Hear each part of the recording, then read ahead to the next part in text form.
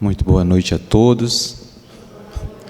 Que a doce paz do Mestre Jesus possa nos envolver, possa acalentar os nossos corações, nos enchendo de paz, de amor e também de esperança em dias melhores para a vida de cada um dos que aqui se encontram, em ambos os planos existenciais. O tema da noite de hoje talvez seja um dos temas mais complexos de a gente compreender no Evangelho e mais difícil ainda da gente de trazer, quando a gente compreende bem essas informações do contexto teórico para o contexto prático da nossa existência. Como a gente pode utilizar as palavras que são colocadas com tanta maestria por Jesus no capítulo 18 de Mateus, versículo 21 e 22, quando Pedro, se acercando dele, do mestre, pergunta mais ou menos assim: Mestre, quantas vezes devo eu perdoar a um irmão quando peca contra mim? Seria 7 vezes? E Jesus então responde de forma muito assertiva: não, Pedro, não 7 vezes, mas 70 vezes 7. O perdão, talvez, por a gente já compreendendo ele de forma equivocada, tentando trazer ele numa perspectiva completamente distante da nossa realidade espiritual, na atualidade, se torna uma coisa tão sofrida para a gente. Então, na noite de hoje, a gente vai tentar, de forma muito simples, fazer um exercício de raciocínio junto aqui com vocês, para a gente tentar mudar um pouco esse panorama e essa perspectiva, quem sabe poder facilitar, para a gente, de repente, transferir essas palavras tão lindas contidas no Evangelho para alguma coisa que a gente possa realmente vivenciar de corpo e alma e transformar, quem sabe, as nossas vidas.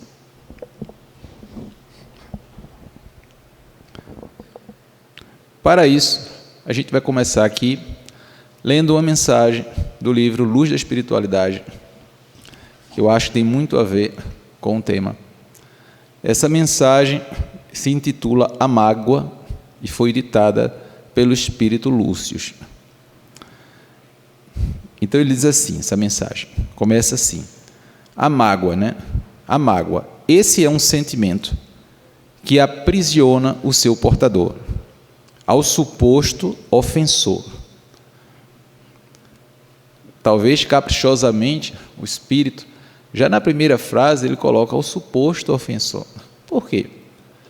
Porque muitas vezes a gente fica magoado com alguém que a gente acredita que seja o nosso ofensor.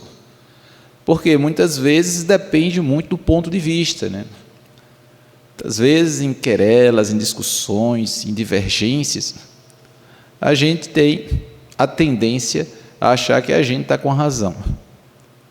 Então, muitas vezes a gente fica magoado com alguém, julgando que a gente tem razão, mas nem sequer essa certeza, muitas vezes, a gente pode ter.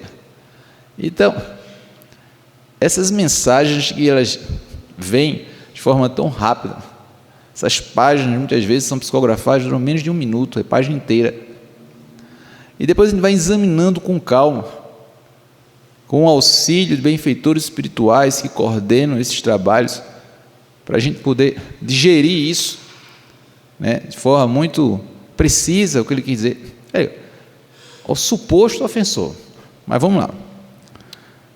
Retém o espírito que está com a mágoa nas malhas do plano astral inferior, cujas sugestões são alimentadas pela mente em desalinho dos que se julgam vilipendiados e feridos em seu orgulho. Ou seja, nós que ainda nos alimentamos dessa coisa nefasta chamada orgulho. Quando a gente é aborrecido, né? Quando alguém de repente nos atormenta por conta de algo e a gente fica, né, magoado, a gente vai alimentando esse sentimento tão ruim e a gente, no processo de sintonia absoluta com essa pessoa, né, ou com esse pensamento que de repente, ou com esse comportamento que de repente nos atingiu em cheio, fica ali naquela conexão, muitas vezes tão perniciosa, tão deletéria, para quem está guardando aquele sentimento de mágoa. E aí, vamos lá. A gente sempre fala na questão de sintonia. Sintonia vibracional. Sintonia vibracional. Então, quando a gente, de repente, é magoado, é ofendido, ou acontece alguma coisa com a gente, e a gente não consegue perdoar, não consegue superar aquela dificuldade inicial, a gente vai estar conectado àquela criatura. Às vezes a pessoa está no Japão, você está aqui no Brasil, e você está ligado a ela. Às vezes a pessoa não mais está aqui no plano material, e você está conectado a essa pessoa. No livro Dramas da Obsessão, que é de autoria da Ivone do Amaral Pereira, médium, ditado pelo espírito Dr. Adolfo Bezerra de Menezes, são duas histórias. A primeira conta a história de um Leonel e os judeus. Século XVI da nossa era, Leonel era na época, e outras pessoas da família dele faziam parte da Santa Igreja Católica, que através da Inquisição terminou torturando e matando uma família de judeus. E eles, porque não perdoaram, continuaram ligados a essas pessoas durante vários e vários séculos. A gente não está falando de anos, são séculos.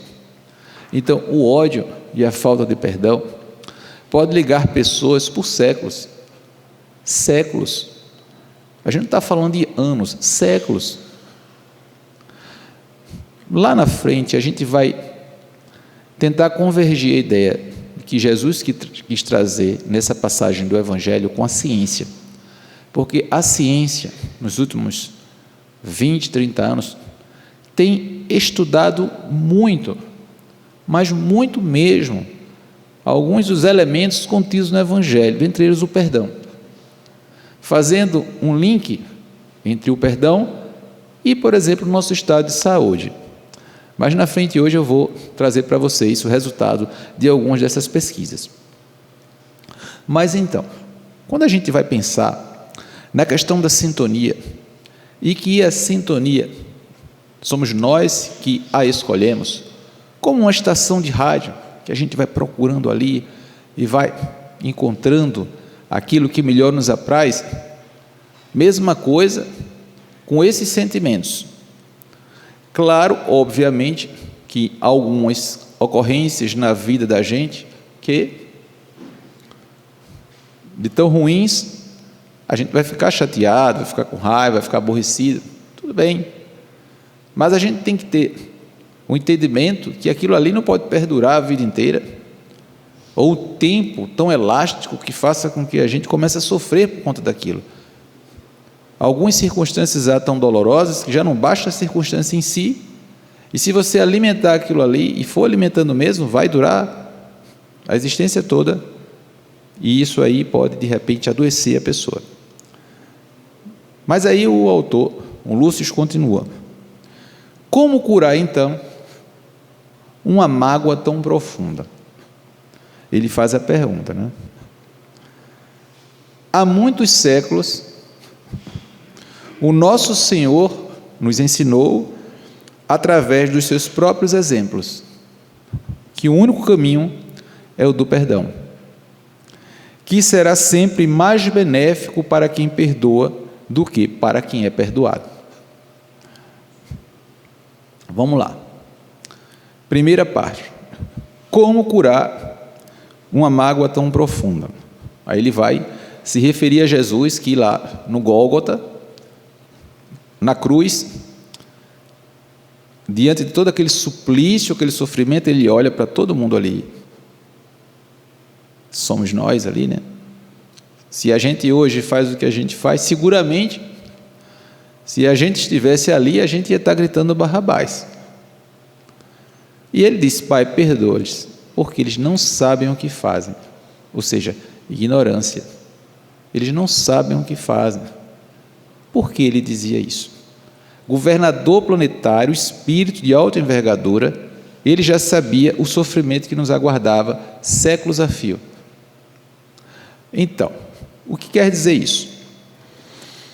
Primeiro, o perdão é muito difícil para a gente, porque a gente foi sendo criado num ambiente onde, por exemplo, e aprendemos desde sempre, no convívio com os amigos, com os familiares, com a mídia, com o cinema, com as artes e com tudo, que perdoar é uma fraqueza.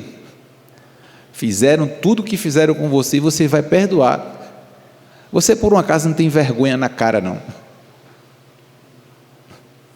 De perdoar depois de tudo que fizeram com você? Eu não sei, não, é uma fraqueza muito grande a sua. Pegue qualquer plataforma de filme, qualquer uma, você vai ver a lista. Nascido para Matar, V de Vingança, Morte não sei o quê, enfim, é sempre um ódio sendo alimentado onde quer que você vá. Olho por olho, dente por dente, lá do Antigo Testamento, que Jesus havia abolido, né? Vós tendes ouvido, olho por olho, dente por dente, mas eu vos digo, amai os vossos inimigos, orai pelo que vos perseguem e vos caluniam. Isso há 2000 anos atrás ele colocou essa mensagem, e a gente hoje não consegue compreender a amplitude disso aí. A gente não vai conseguir entender a amplitude se a gente não trouxer para uma nova perspectiva, que a gente vai tentar aqui elaborar. Primeiro, a gente tem que compreender que realmente é difícil, por uma série de variáveis, dentre elas, que a gente foi aprendendo desde cedo a ser belicoso, a pagar o mal com o mal, certo? A gente foi acostumado sempre a desforra de alguma coisa e até achar bonito a vingança. Me recordo que eu assistia aqueles filmes quando era criança com meu pai. Alguém era assassinado no início do filme e o cara saía matando todo mundo até o final. E todo mundo aplaudindo, batendo palmas, se abraçando no final, aquela matança toda. Então, a gente se habituou a isso. Mas o que é que acontece? A doutrina espírita, que traz uma quantidade de informações gigantes sobre isso, ela coloca o seguinte, e muitas vezes a pessoa tem o medo seguinte: mas se eu perdoar, porque eu acho uma injustiça, porque eu perdoo, aí a pessoa fez aquilo tudo comigo, e vai ficar de graça tudo que ele fez comigo? A lei universal é uma só para todos nós, ninguém consegue fugir dessa lei. A lei aqui no plano material, você vai lá burlando a lei, né? Às vezes você tem conhecimento, às vezes você tem dependendo de lado que você está, você consegue burlar a lei. Porém, no mundo espiritual, as leis de Deus, elas não são realizadas dessa forma. De alguma forma, aquele que transgride as leis de Deus vai ter que se haver com ela. Por exemplo, se nós também errarmos contra alguém, se nós transgredirmos as leis de Deus, e aquela pessoa for uma pessoa muito elevada, for um espírito muito superior, e de repente nos perdoe, se essa pessoa nos perdoar, o que é que vai acontecer? Você acha que a gente vai ficar sem a obrigação de equacionar esses erros perante a consciência universal? Nada disso. Nada disso. Essa pessoa que nos perdoou, o melhor para ela. Ela ficou livre. Não está aferroada a gente. Mas nós, em algum momento, vamos ter que nos haver pelos erros que nós cometemos. E o inverso também acontece. Se alguém nos prejudica de alguma forma, e a gente já tem um entendimento de que a gente precisa perdoar aquela pessoa para que a gente não sofra os males decorrentes dessa mágoa terrível, isso não quer dizer que essa pessoa não vai ter que passar por experiências dolorosas para que a justiça de Deus se realize, não. Vai ter, porque a semeadura ela é alternativa, mas a colheita é obrigatória, e isso para todos nós de forma absolutamente indistinta. A lei é uma só para todos nós. É uma inocência, uma ignorância, aliás, querer burlá-la. Então, a partir do momento que a gente sabe que tudo que a gente plantar vai colher, e isso todos nós, a partir do momento que a gente sabe que existe uma lei de causa e efeito, existe uma lei de ação e reação, a partir do momento que a gente sabe que o que eu sofro hoje, nesse momento, é resultado de uma semeadura errada do passado, então, eu acho que de alguma forma facilita para a gente perdoar aquelas pessoas que caminharam conosco ao longo da nossa existência e em algum momento trouxeram algum problema para a gente. Isso leva a gente a uma outra possibilidade de entendimento também, diferente do que a gente tinha antes, que também é um grande erro, que é o seguinte. Vou dar um exemplo. Você tem um amigo, uma amiga, amigo de fé, irmão camarada, trabalha com você na mesma empresa, certo? Amizade antiga, final de semana está com você, porque acha pouco os 5, 6 dias de trabalho, e aí, final de semana está junto, e as famílias, e aquela, tudo junto, aquela festa, né? E aí, a empresa lá está passando por algumas mudanças, e você vai ter, um dos dois vai ter que perder o emprego.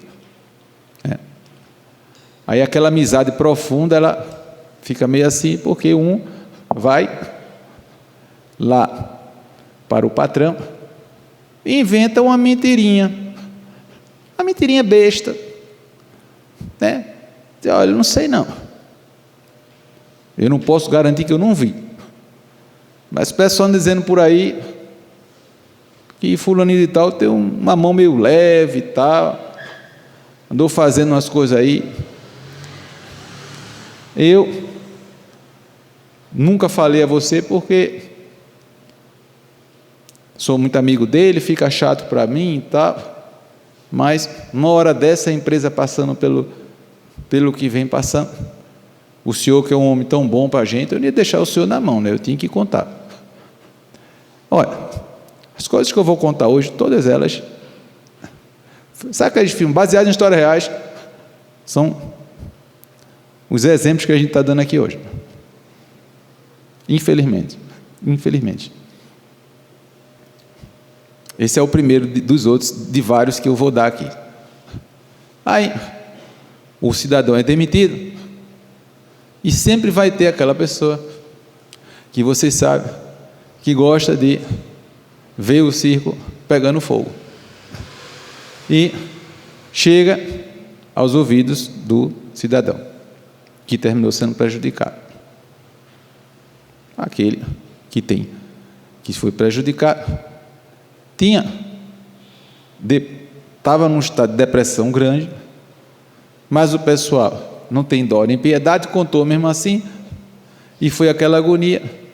Mas tinha algumas pessoas da família espíritas que foram lá para dar um conselho e tal. Disseram, rapaz,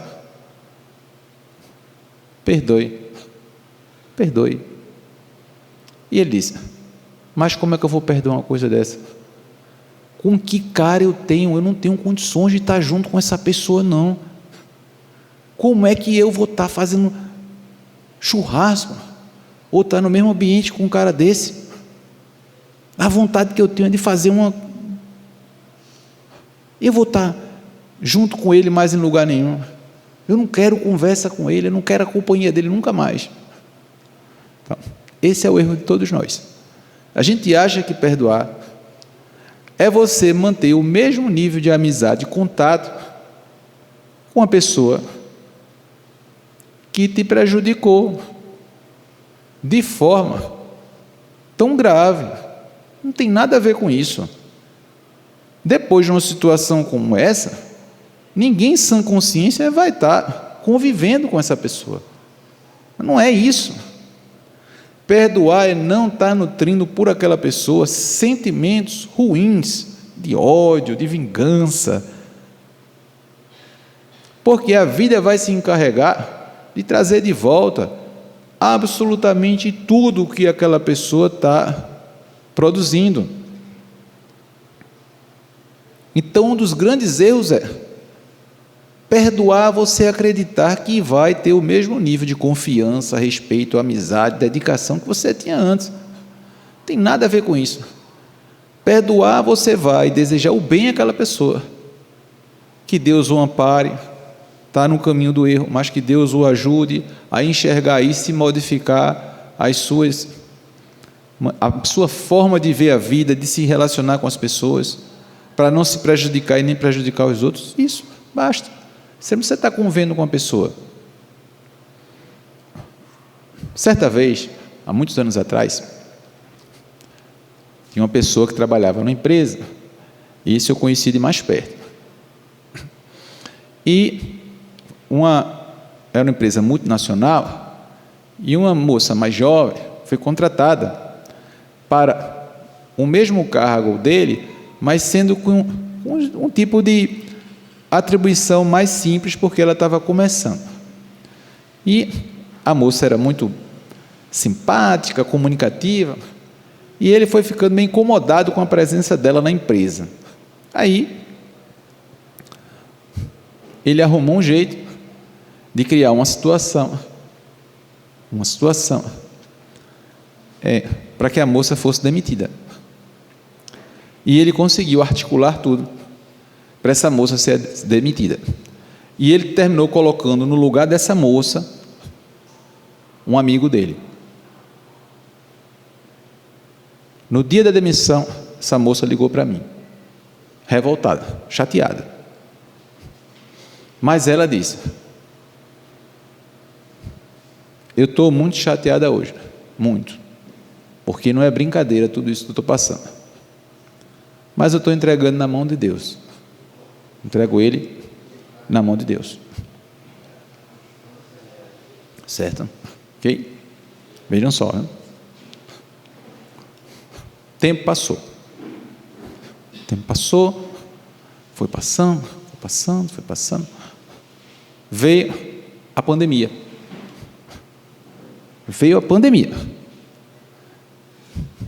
Quando chegou a pandemia,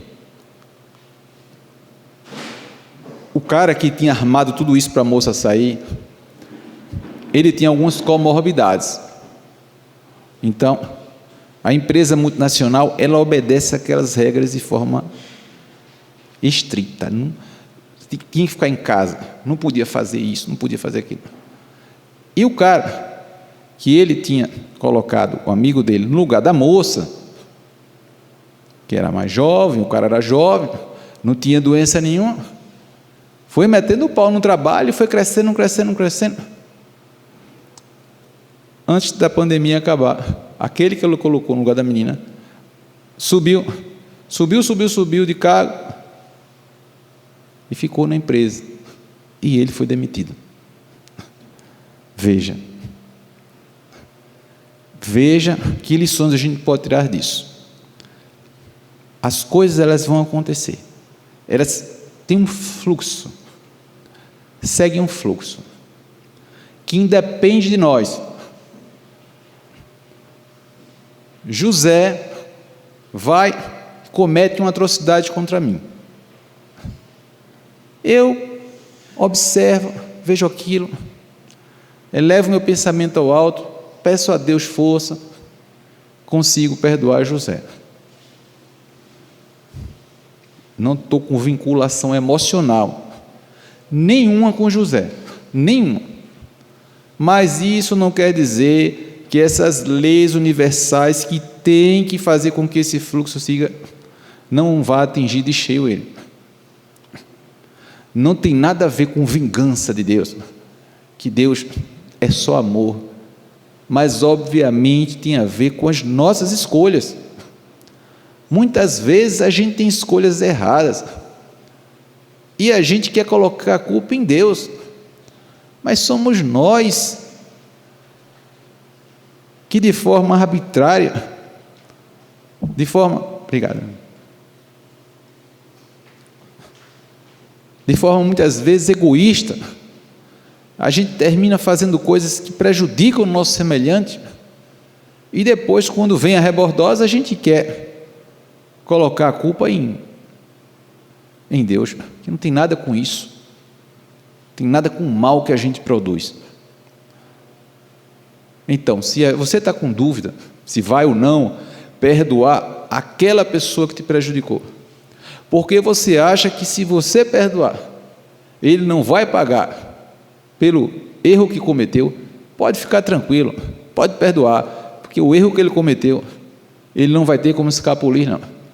Agora eu tenho uma notícia que não é muito boa, que é a seguinte: quando for você que cometeu o erro, mesmo que aquela pessoa a quem você ofendeu seja um espírito sublime e também te perdoe, isso não vai te isentar, nem a mim, nem a ninguém, de também ter que equacionar esse débito perante a perfeição das leis universais. Por quê? Porque isso faz parte das leis criadas por Deus e que não podem ser de forma nenhuma derrogadas por ninguém. Teremos que cumprir isso mesmo. Então, quando a gente começa a entender isso, a gente começa a ver que a gente não deve estar preocupado exatamente com o que as pessoas fazem com a gente, e sim com a reação que nós temos diante das ocorrências que muitas vezes são tão difíceis da vida. O Evangelho, Jesus não colocou isso aí à toa. Vou dizer por quê. Tem um livro de ciência muito interessante, infelizmente ainda não tem em português esse livro. Se fosse traduzir, seria Manual do Perdão. Tem até um Manual do Perdão em português, mas é um livro de autoajuda, assim, mais fininho e simples. Esse Manual do Perdão é um livro meio grosso, assim, tem próximas 400 páginas, e é um livro que traz vários estudos científicos dos últimos 20, 30 anos sobre o perdão. Então, um dos capítulos mais interessantes desse livro, ele vai buscar todos os estudos que foram realizados entre saúde física e perdão. Por exemplo, quem perdoa tem uma percepção da sua vida, da sua saúde física melhor. Você pergunta para fulaninho, como é que está essa saúde? Está tão ruim, dói aí junta, quando vem um tempo frio dói tanto, mas também eu tenho uma dor no estômago que queima o estômago, mas quando a dor do estômago aparece, volta a da perna. Quando a da perna, dói das costas. Quando a das costas, eu começo a dificuldade por urinar. E aí, às vezes, vem um arrepio, uma dor na cabeça, no pescoço, e quando passa tudo, começa pelo pé. Aí do pé, quando ela está acalmando mais, vem de novo das costas. E é assim. Aí, quem perdoa, tem menos dores. Se queixa menos dores. Agora, tem vários tipos de perdão, né? Tem aquele perdão, o perdão lingual. Vocês já ouviram falar do perdão lingual? Sabe como é perdão lingual? Perdão lingual é assim. Você pergunta à pessoa, fulaninho, você já perdoou sua irmã por aquilo que ela fez? Perdoa, doutor. Perdoa. Eu? Perdoei já faz muito tempo. Já entreguei ela na mão de Deus, que Deus resolva a vida dela. Aí começa, mas eu falo, mas sério mesmo? E a senhora acredita que a senhora perdoou mesmo? Eu perdoei, eu sei que eu perdoei. E começa a ficar com raiva de mim que estou perguntando. Eu digo, se eu que estou só perguntando, ela está com raiva de mim, imagina da irmã que fez isso. Então é o perdão só da boca. Mas no coração, está ali, ó, cheio de fel, cheio de amargura. Aquela amargura terrível. Aí o livro tem muita informação científica. Você não perdoa, aí essa mágoa, essa raiva, tome liberação de cortisol, né? Estresse crônico, né? E isso aí vai mexendo com a homeostase. Eles falam as palavras bem difíceis e tal, sabe? Que, enfim, mostra que há um desequilíbrio orgânico. O corpo da gente sempre está buscando o equilíbrio, os processos de homeostase, sabe? Então, é uma carga que altera hormônios, liberação de substâncias que vão fazendo que o organismo comece a funcionar de forma muito desequilibrada. Então, a qualidade de vida vai lá para baixo. Eles relacionam o perdão nesses estudos a várias coisas.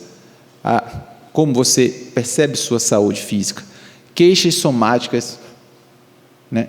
Pega uma pessoa que vive indo para a emergência do hospital. Dou aqui, tem um problema daqui, disso, daquilo outro. Sempre tem uma mágoa de alguém, uma situação que não consegue perdoar. E aí o corpo vai sentindo o reflexo disso aí. Agora, a gente falar assim, né, pelo prisma de uma religião é uma coisa, mas quando a gente vê esse manual cheio de estudos científicos, usando estatística, usando método científico, mostrando isso, é muito interessante.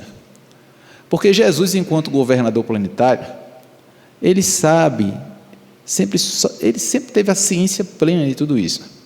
Então, quando ele fala uma coisa, vai passar muito tempo para a gente poder confirmar. Mas as coisas todas que estão no Evangelho, elas são passíveis de confirmação pela ciência. Quando Jesus fala, em determinado momento, quando o doutor da lei, lá em Lucas capítulo 10, pergunta a ele, o que faria, né, para ganhar a salvação, e aí vai se enrolando a parábola do bom samaritano e tal, e ele pergunta, né, aliás, antes ele pergunta, aí no início desse capítulo, o que farei eu para conseguir isso? Ele, amar a Deus sobre todas as coisas, e ao próximo como a ti mesmo. E ele ainda coloca assim, nisto estão contidas todas as leis do profeta, ou seja, tudo que está na Escritura Sagrada se resume a isso, amar a Deus sobre todas as coisas, e ao próximo como a ti mesmo.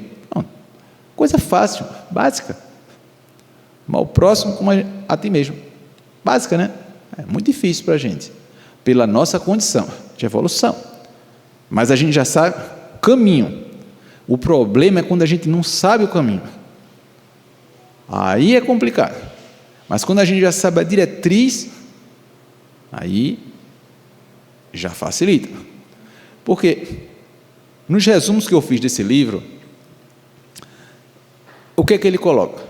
Quando a gente avalia o perdão pela ótica da ciência, a gente avalia duas coisas, na pessoa, um traço e o estado. O que quer dizer isso?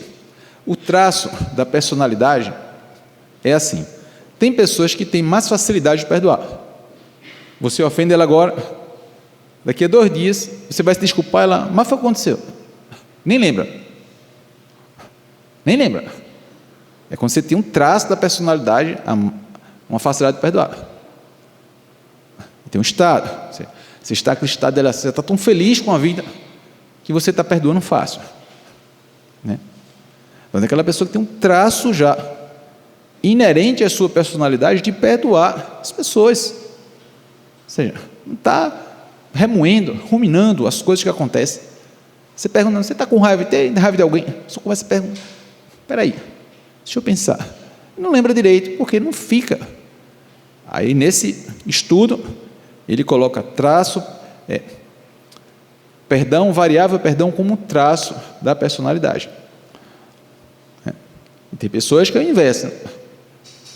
Em 1963, na antivéspera do Natal, eu fui não sei o que, aí, e o pior que você ria, que tem. Você sabe que tem. Tanto o estado, ou seja, aquele período da sua vida que você passa numa condição melhor, como um traço, são fantásticos para a saúde física. Mas o traço, claro que é mais benéfico. Agora, por que uma pessoa tem mais facilidade? Porque o estudo só evidencia que existe tudo isso. Ele evidencia que a pessoa tem melhor saúde. Ele está corroborando que a gente está no Evangelho. Olha, por que uma pessoa tem melhor condição para isso do que outra? Por quê? Por que será? Vem de experiências anteriores, onde o espírito já conseguiu caminhar mais, evoluir mais, aprender mais, porque nada se perde. Tudo isso que a gente está estudando, aprendendo, a gente leva para a próxima encarnação. Seremos pessoas muito melhores na próxima encarnação do que nessa. E já fomos muito piores do que somos hoje. Outra questão é perdão para o outro e para si mesmo. Tem pessoas que conseguem até perdoar o semelhante, quando o semelhante comete alguma atitude ali desordenada. Agora tem muita dificuldade de perdoar a si mesmo. Se culpa, se martiriza, acha que tudo é culpado, sente vergonha de tudo, acha que tudo que faz é ruim, não consegue perceber a divindade que existe dentro de si. Questão do auto-perdão, que é tenebroso também, porque Jesus foi muito claro: ama o próximo como a ti mesmo. Em nenhum momento Jesus disse: ama o próximo mais do que a ti mesmo. Então, se a gente não se amar, a gente não vai amar ninguém. Então, esse auto-perdão é extremamente necessário, e quando ele não existe, o funcionamento da pessoa é extremamente rigoroso, perfeccionista com relação a si mesmo, vai tendo muitas disfunções, problemas no funcionamento, a pessoa sempre se vê como que não é digno de ser feliz e tal, então também é muito ruim. O terceiro construto, dentro dessa perspectiva, e último, é a questão do desejo. Porque antes de tudo, a gente tem que ter o desejo. Como assim?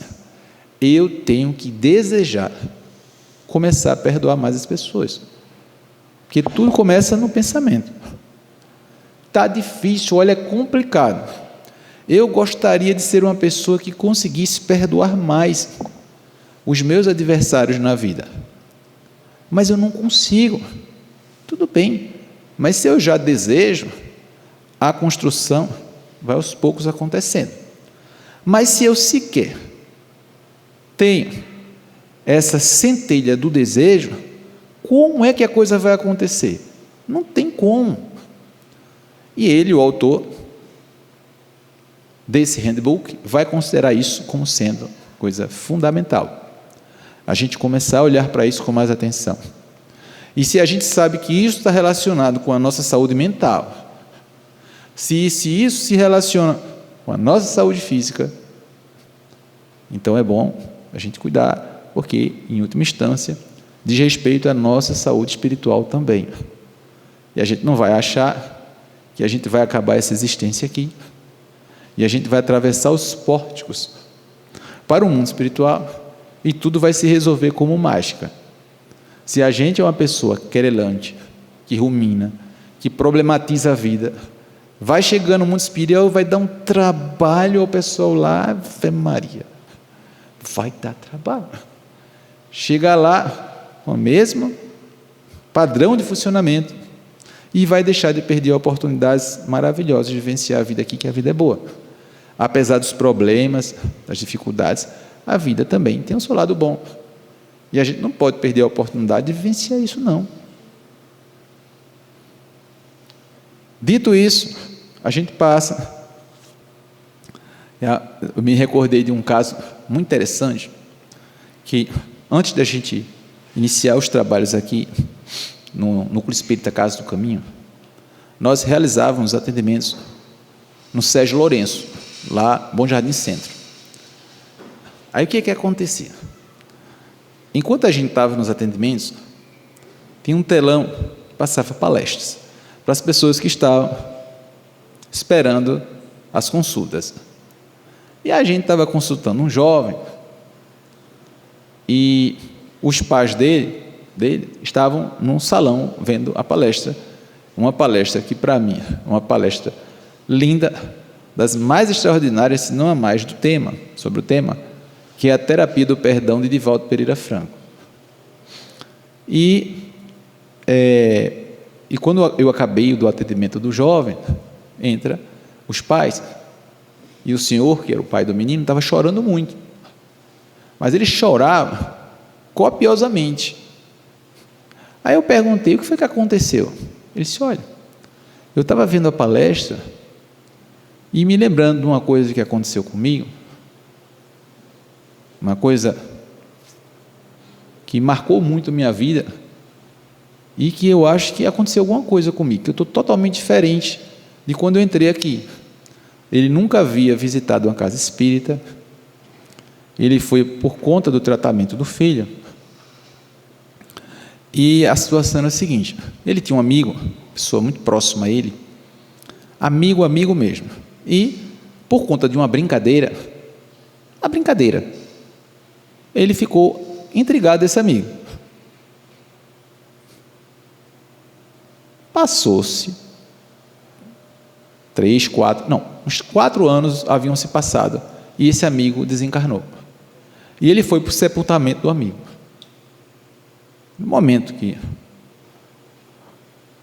o amigo estava sendo sepultado mesmo, ele disse, eu nunca vou te perdoar por aquilo que você me fez. Aquilo que ele havia feito foi ter tirado essa brincadeira, veja, que coisa, né? E aí, Divaldo, muito inspirado nessa palestra, né, que é linda, contando histórias que haviam se passado com ele mesmo, história da vida dele pessoal, ele foi se lembrando dessa história toda que ele havia vivenciado com esse amigo. E ele disse, eu não sei se alguém ouviu, para mim eu estava dizendo na minha mente, mas às vezes eu tive a impressão que eu estava falando em voz alta, eu te perdoo, fulaninho, chorando e repetindo o nome do amigo, no meio do salão, vendo essa palestra de Divaldo, por esse telão. Veja como nós sentimos a necessidade de se desvencilhar dessas coisas que vão sendo acumuladas na nossa vida como verdadeiros lixos que vamos carregando. Obviamente, não precisa, como eu disse no início, e isso é um erro grande, a gente achar que tem que conviver com essas pessoas que de repente não estão. Você julga que não está compatível com você por algum motivo. Obviamente que não. Se uma pessoa é desagradável com você, ou você não tem mais aquela confiança, você não precisa estar convivendo com ela. Mas ficar guardando aquela coisa, eu jamais vou te perdoar por aquilo que você fez. Eu nunca na minha vida eu quero, né, que você faça parte da minha vida e tal. Aí, sabe o que vai acontecer? A próxima encarnação, juntinho, pai e filho, mãe e filho, irmãos. Então, e isso aí tem, a literatura espírita, ela é rica de exemplos como isso. Então eu poderia dizer, se você está tão preocupado realmente, é bom você perdoar. Isso é quase uma chantagem, né? Aí na parte final dessa página, na mágoa, o Lúcio vai falar o seguinte: perdoar é alcançar a libertação integral da essência mais íntima do ser, rompendo todos os grilhões que os prende no campo do sofrimento mental. E o caminho para o perdão passa pela percepção de que nós mesmos somos imperfeitos e sujeitos a provocarmos dores e sofrimentos àqueles que estagiam conosco em nossa trajetória evolutiva. Enfim, devemos perdoar como gostaríamos de ser perdoados. Assim, a mágoa não terá mais guarida em nossos corações, que desta feita estará preparado para amar. Por quê? Nós achamos que quando as pessoas erram conosco, elas são as piores pessoas do mundo. Mas quando a gente erra, não. Já viu? A gente, quando erra, a gente faz uma coisa chamada dissonância cognitiva. Sabe o que é isso? É assim. Na dissonância cognitiva, você erra, mas como eu posso errar se eu sou bom? Uma coisa, se eu sou bom, eu não posso errar. Então você termina criando uma coisa chamada teoria da justificação. Você termina, eu fiz isso, mas também fulaninho de tal não presta. Eu fiz isso, mas também qualquer pessoa faria. Eu fiz isso, mas... Porque você termina amenizando a sua barra, né? Limpando a barra. Que você acha que você foi pouca coisa. Agora, quando fazem com a gente, já viu. Então, será que a gente não precisa colocar um pouco essa consciência para pensar se a gente gostaria de, quando a gente errasse, ter alguém que olhasse para a gente e dissesse: tudo bem, pelo menos assim, dessa vez passa. Mas às vezes é mais rigoroso, muito mais rigoroso que deveria, na maioria das vezes, com o nosso semelhante, não usando muitas vezes da compaixão, da indulgência, da benevolência, e junta-se isso ao entendimento de que realmente algumas coisas acontecem conosco.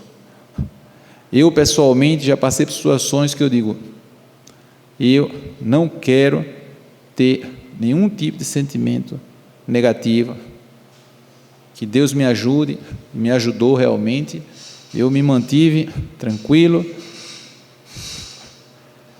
sem desejar nenhum tipo de sentimento ruim para a pessoa, mas ao mesmo tempo também me deu o direito de não querer estar na proximidade, porque eu sabia que as coisas iam se repetir. E aí também você não está educando, que a pessoa vai sempre aproveitar a oportunidade e estar ali, maltratando, magoando, enganando. Mas, fundamentalmente, as coisas que acontecem na nossa vida seguem sempre esse fluxo. Independentemente da nossa opinião, porque as coisas são como são e acontecem como devem acontecer, regidos por uma lei de causa e efeito e ação-reação. E eu vou finalizar contando uma outra história. Alguns já sabem, alguns estavam próximos a gente na época, que aconteceu há algum tempo atrás, e dizem respeito a essa coisa da lei de causa e efeito, ação e reação, mágoa, perdão e tal. Estávamos construindo uma casa espírita em outro município, e o prédio estava em construção, e nós tínhamos um dia, isso faz muito tempo, então, na época era mais difícil, você tinha que ir lá, ver a obra, conversar com as pessoas e efetuar o pagamento dos trabalhadores. E num belo dia, ao chegarmos lá, fomos surpreendidos por 3 jovens que estavam no mundo do crime, E um deles já foi sacando uma arma de fogo, aproximou de mim, junto de mim mesmo, virou o cano assim, atirou. Imagina a situação, coisa um pouco violenta, tensa, né? E aí eu me recordo, disse: Senhor, está entregue em tuas mãos, seja feita a tua vontade, não a minha, que é cheia de... Passou. E aí as pessoas: mas rapaz, como é que acontece uma coisa dessa, tal? E eu, dentro de mim, de coração, estava grato a Deus pela intervenção divina e eu ter saído ileso daquela ali, entendeu? Porque a coisa, não vou me alongar, mas foi muito tensa mesmo. Violência física e agressões com palavras e tal. E aí me esqueci, passou o tempo, eu me esqueci disso completamente. Muito tempo depois, pelo menos alguns anos depois, eu recebo uma ligação da presidente do centro de lá, que também é enfermeira, e disse: meu amigo, eu queria compartilhar uma situação com você, que aconteceu. Um jovem aqui da comunidade, um rapazinho muito jovem, estava numa lanchonete, chegaram outros, não se sabe por rixa, briga, o que foi, disparou uma arma de fogo contra ele, atingiu a coluna cervical e ele ficou tetraplégico. Não movia as pernas nem os braços, ficou acamado. Mal fala. Mora ele e o pai. O pai cria porcos. E dificuldade de higiene, eu vou fazer o curativo sempre. Falo com o pai para tomar conta, para cuidar, para ajudar, porque eu passo lá, mas é necessário um cuidado maior ao longo do dia. E aí eu, recentemente, mais uma vez, fui conversar com o pai, e o pai disse: não, eu não vou deixar de cuidar dos meus porcos para fazer curativo e cuidar de ninguém, não. Saiu e me deixou falando sozinho. E aí, quando eu volto para conversar com ele, com o menino, ele estava chorando, balançava a cabeça, falava daquele jeito difícil de entender: por favor, não me deixe sem cuidado, não me deixe, cuide de mim. E ela disse: por que você está dizendo isso? Eu jamais vou deixar de cuidar de você, jamais. Eu virei aqui mesmo quando não forem os meus dias de trabalho. E aí ele começou a chorar muito, e ela brincando, ela dizendo, eu disse: olha, se você continuar chorando, não venho mais cuidar de você, não venho mais, não venho. Brincando, para ver se ele parar de chorar. Teve uma hora que ele ficou meio assim. Ela: que foi? O que foi que está acontecendo? Ele fez: por favor, ligue para Dr. Hugo e peça a ele para me perdoar. Ela disse: mas por que você quer que Dr. Hugo lhe perdoe? Aí ele disse: porque fui eu que fiquei observando o passo a passo das coisas dele, E fui eu que planejei tudo aquilo naquele dia, lá no centro espírita. Eu que estava de frente. Fui eu que fiz isso, que eu fiz aquilo, aquilo outro. Fui eu. Ela ligou para mim, porque ele estava precisando escutar de mim que eu perdoasse ele. E isso foi uma lição para mim tremenda, vocês não podem imaginar. Porque muitas vezes a gente vê esses livros espíritas e acha que é conto. Essas histórias são muito bem urdidas. Isso aí não é assim não. E eu estava vendo uma história em tempo real, acontecendo ali em tempo real. Porque quando às vezes as pessoas fazem uma coisa contra a gente só vê, faz um corte que a gente chama em ciência corte transversal. Você estuda só o momento. A gente não estuda a evolução da coisa. É como se tudo se resumisse àquela fração de segundo. Mas não é assim que funciona. Tem uma continuidade a coisa. Não pense em alguém que vai plantar uma semente de maracujá e vai nascer um coqueiro, não. Não precisa a gente colocar a mão em absolutamente nada, porque as coisas seguem, como eu venho falando nessa palestra, o fluxo. O fluxo. E nesse dia, eu observei a coisa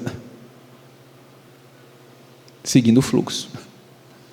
E eu disse do fundo da minha alma, do fundo do meu coração, diga a ele que eu perdoo ele integralmente. Integral. Depois ele desencarnou, pouco tempo depois. Mas desencarnou com o meu perdão. Porque eu senti aquilo dentro de mim. Agora veja. Um problema, um estresse, uma agonia, um desespero. E eu mesmo com as limitações que todos nós temos, né? Somos seres humanos ainda imperfeitos e tudo. Pelo menos, nesse caso, eu sinto que eu consegui me superar e fazer isso. Como é bom. Posso garantir a vocês, como é bom. Como é bom. A gente está leve. A gente está tranquilo, está de boa. Para não a gente não pesar demais a bagagem da gente, e lá na frente vai ser ruim para a gente. Quando Jesus orienta isso, Jesus como nosso grande mestre, pergunta 625 Luz do Espírito, quem é aquele que Deus nos forneceu como guia e modelo? Feito Jesus, a resposta dos Espíritos. Ele sabe de tudo. Se Ele coloca que é para a gente perdoar 70 vezes 7, vamos perdoar. Eu não sei nem como é que é, mas vamos fazer. Porque no final das contas é melhor para a gente. Tudo que está nesse Evangelho é melhor para a gente. Isso, cada vez mais eu tenho uma convicção plena. Tem coisa que eu ainda não entendi direito não, mas eu vou fazendo. Eu vou fazendo porque eu sei que em algum momento a ciência vai chegar a essa mesma conclusão. Como está esse manual, são muitos, seria um seminário só para falar dos estudos, todos colocando uma coisa que foi dita por Jesus há mais de 2 milênios.